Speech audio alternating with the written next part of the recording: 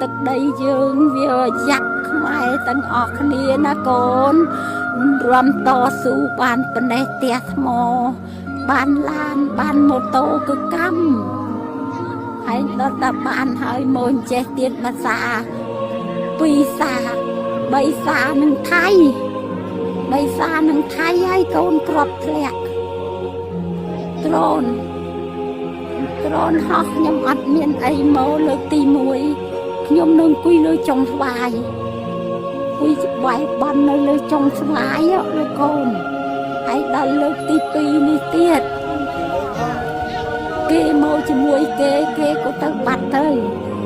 នៅតែខ្ញុំនឹងកូនពិការនឹងប្រពន្ធទៅរៀនទៅចាញ់មកហ្នឹង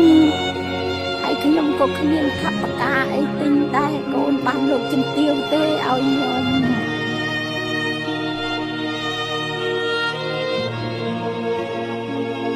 ភាសានឹងថៃហើយកូនគ្រាប់ធ្លាក់ដ្រូនហោះខ្ញុំអត់មានអីមកលើកទី1ខ្ញុំនឹងអង្គុយលើចុងស្វាយអង្គុយច្បាយបន់នៅលើចុងស្វាយលោកកូនហើយដល់លើកទី2នេះទៀតគេមកជាមួយគេក៏ទៅបាត់ទៅនៅតែខ្ញុំនឹងកូនពិការនឹងប្រពន្ធទៅរៀនទៅចាញ់មកហ្នឹងហើយខ្ញុំក៏គ្មានថវិកាអីទិញដែរកូនបានលោកជំទាវទេឲ្យខ្ញុំ